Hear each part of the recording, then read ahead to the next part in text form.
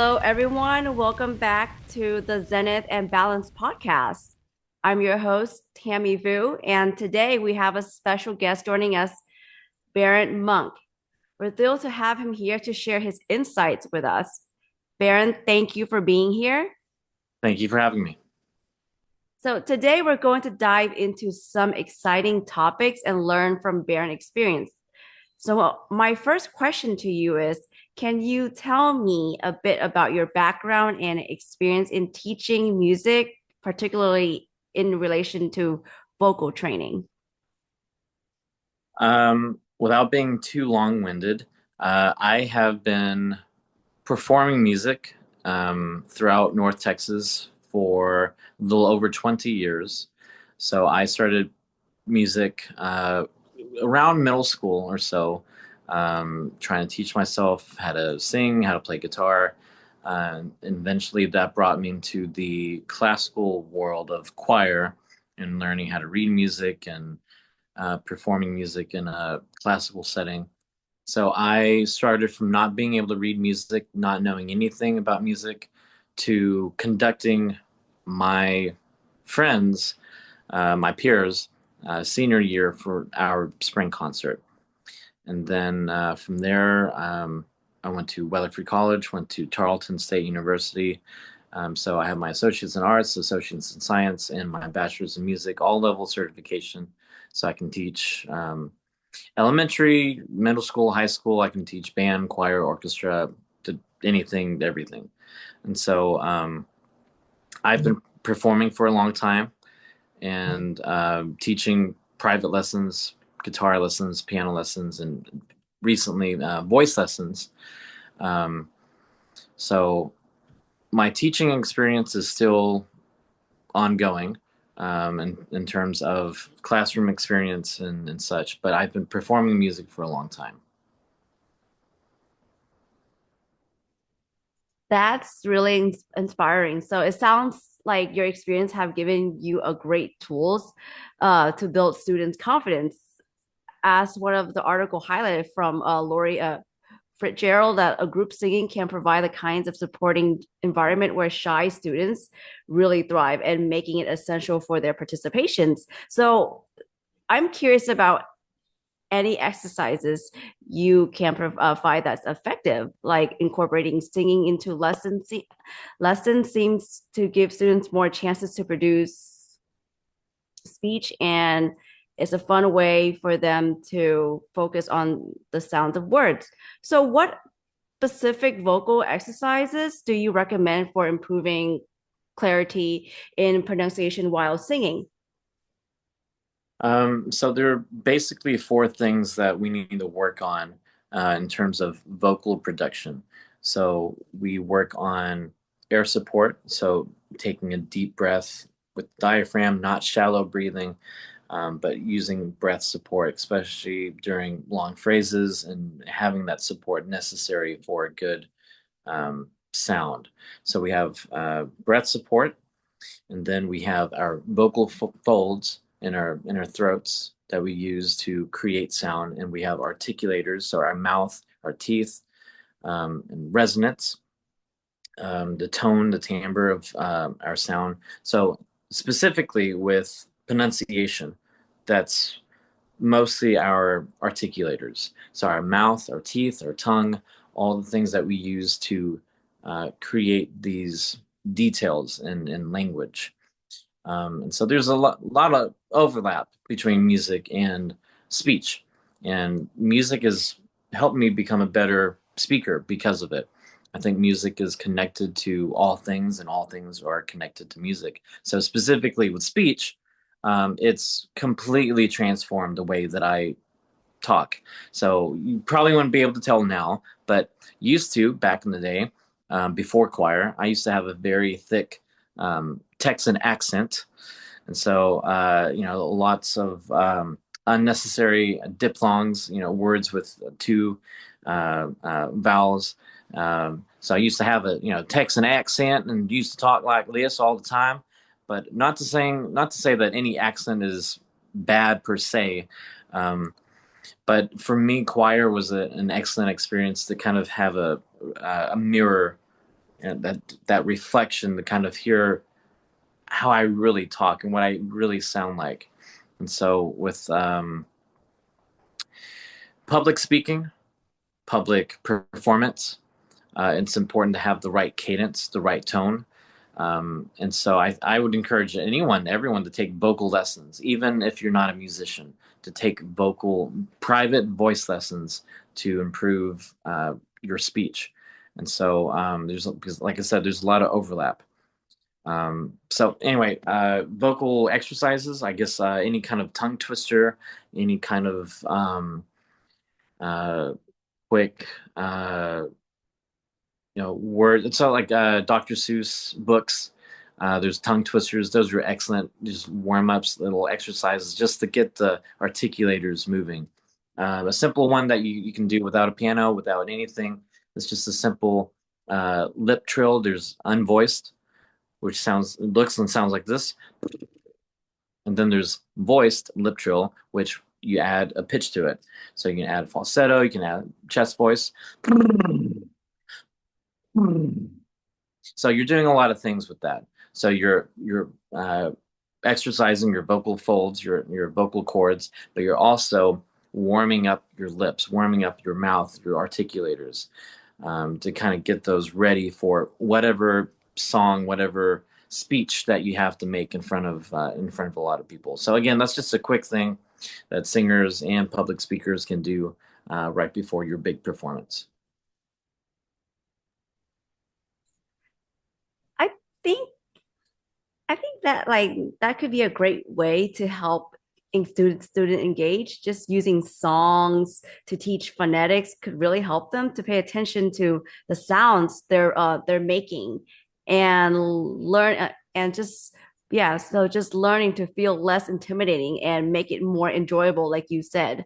So my next question to you is how can we integrate phonetics into singing lesson to help students understanding the sounds of different words?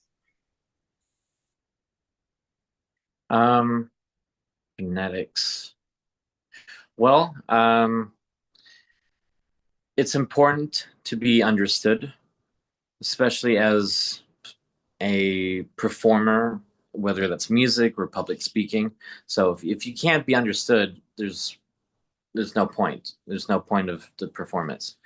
Um, so as in terms of choir, it's important to match vowels. We stress a lot on vowel shapes and vowel sounds. So as an individual singer, it's important to be familiar with IPA, the International Phonetic Alphabet, to be familiar with the different types of vowels and the variations. So we have all sorts of different consonants, but at the end of the day, we have 5 pure vowel sounds: a, e, I, o, u, and the other vowels are variations of those. But with the pure Latin vowels, those are the 5 pure ones. So it's important to learn those, kind of learning the rules before the exceptions. Um, and so with that, you can work on pronunciation with words, diction, um, all those things. But vowels and consonants, that's really what you need the focus on in terms of diction. Well, that makes a lot of sense because uh, by focusing on the vowels, that helps break down the language down, like helps break down the language into a manageable unit, right? Which can be Right. very helpful to the students to grasp the material better. So this method to me align with the musical activities. Yeah, this method align with the idea that the musical activity can create a flow in speech production, right? Right. Yeah. And so with my students that I teach right now, um, I teach songs in English, and in a traditional setting, um, most students would be familiar with the English language and kind of the rules and kind of the rules of the language, or may have their own um, interpretation of how certain words should be pronounced. But that's not how I treat it, though. I treat it as if it's a foreign language. It's not a foreign language to me, but it is a foreign language to the students that I teach, these English language learners. So that's how I treat it. So in choir, um, learning a song in a different language, you focus on the phonetics, you focus on the lyrics one syllable at a time. And so you just break it apart. It's just each word, each note, each syllable, just break it apart in the smallest form and focus on how each part of the word sounds. And then you work on the inflection, um, especially French. There's a lot of subtle,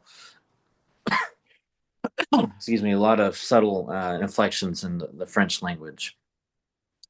But anyway, that's the way that I try to treat it, in terms of teaching English as a foreign language, is working on the phonetics, just breaking apart these words into smaller chunks that's digestible from my students.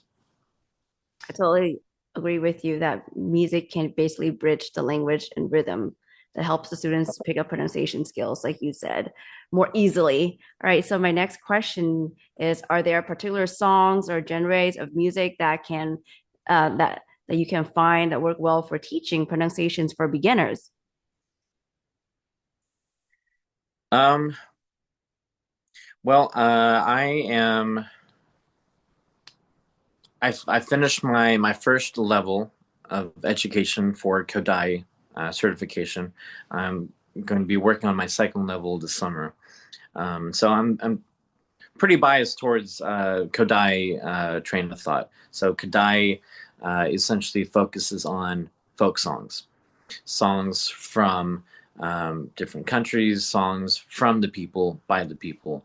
Um, and so that's what I focus on with my students, is just teaching them, well, in this atmosphere, um, um, traditional folk songs, either from America or from Great Britain. There's lots of rich history behind that.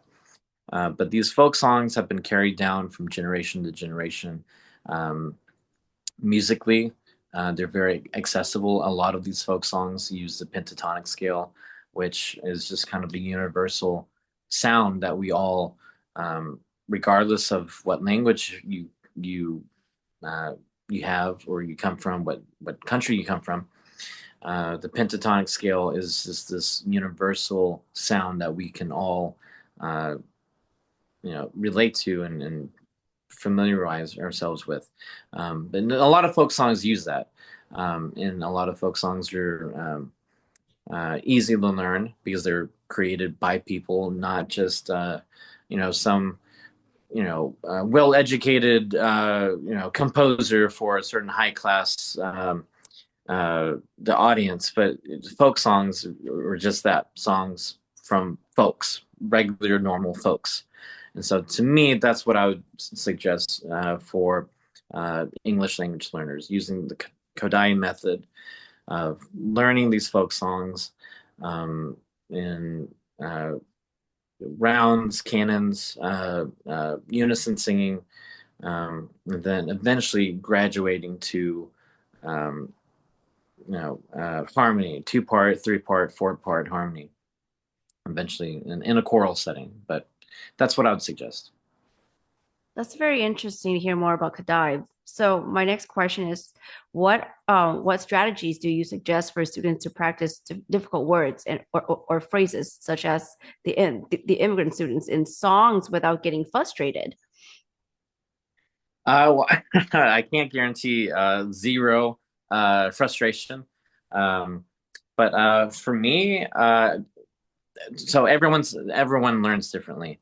Everyone, uh, I guess, retains knowledge differently. And so for me, one of my limitations is memorizing words, memorizing song lyrics.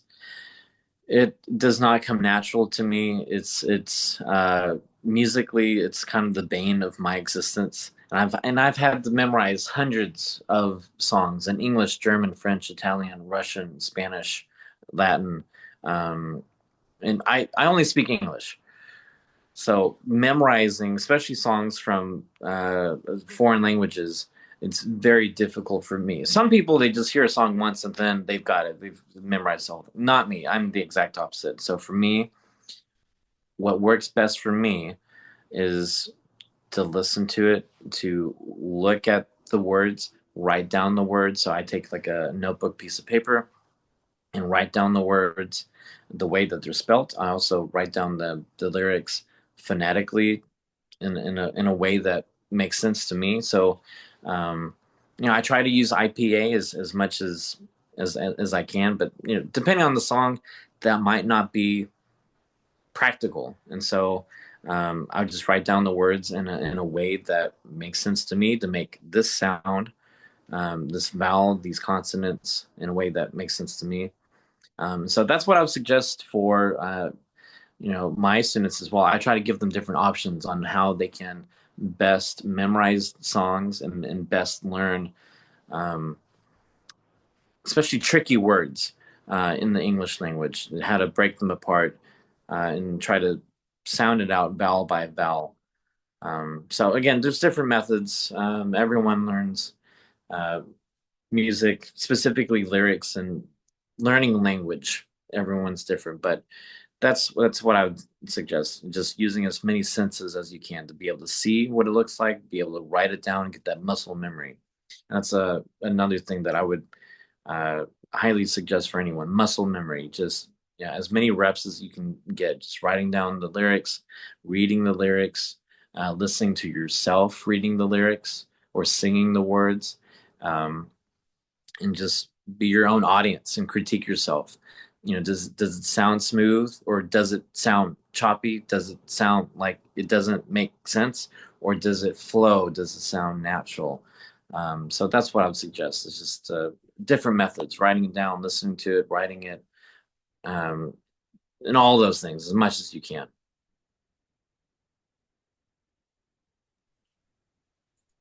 Thank you very much for answering that questions. So, addressing challenging phonetic elements and pronunciations to song um, can help students improve because it's reinforced pronunciation skills while it's also making the experience more like enjoyable and helping kids to learn and memorize it. So, my next question to you is well, the last question: how can students develop better diction when singing in a group? And what are some tips for blending their voices while still being clear? In a group setting, it's better to overdo diction. Um, So to over pronunciate words, especially those percussive consonants. So words with T's and D's and B's, it's better to overdo those things in a group setting. Not so much if as an individual soloist, but in a choral setting, it's better to overdo those things. So the concept is you have a large group, 40, 50, 60, 70, 80 students. um, they all need to agree on the same vowels. So that's why we really try to focus on matching vowels and having tall vowels, uh, not these spread uh, vowels that tend to cause intonation issues and tuning issues. But with tall vowels, you can tune the choir better. But in terms of diction articulation, it's better to overdo it. So again, you have a large group of people all saying the same thing. It's going to get jarbled unless you have a microphone, to each and every student. You're not going to be able to understand unless it is clear and precise. So with my students, I try to I have the students listen to each other. I record the audio of the students, and then I play back the audio to the students, and I let them listen to it. I also show the audio to other classes and have the other classes kind of critique the audio of other classes. Can you understand the words that they're singing? Can you understand all the words that they're singing? Why and why not? Yeah. And you're trying to have them be their own audience. So to me, um, There are three people in music. There's the composer who writes the music.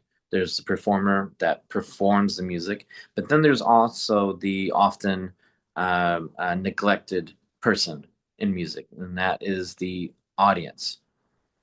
So, as a singer, as a public speaker, any kind of performance, um, it's important to also sit down and intentionally listen to others, listen to other people perform.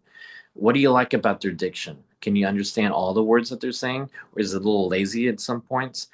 And a lot of pop singers are kind of guilty of this, of not enunciating their words clearly in everything. And some classical soloists and ensembles are guilty of that as well. But that's for you to judge whenever you listen. Do you like this choir or that choir better? Do you like this vocal group or that vocal group better? Can you understand all the words? What do you like about their diction? Just sitting down and intentionally listening to other people and trying to copy the things that you like about them. So um, I know with my students, I get them to listen to each other, and again, kind of having that mirror, that reflection to them, because that's one of the things that helped me early on was recording myself just constantly. Of course, back then I had a tape recorder. I didn't, now you just record everything on your phone and uh, but back in the day though, any chance I could just to record myself and listen back and try to critique. Oh, how can I make this better? How can I do that better? What's an easier way of going about this? So watching videos, watching yourself talk, listening to yourself talk, again, just like you would, step in front of a mirror before you leave your house.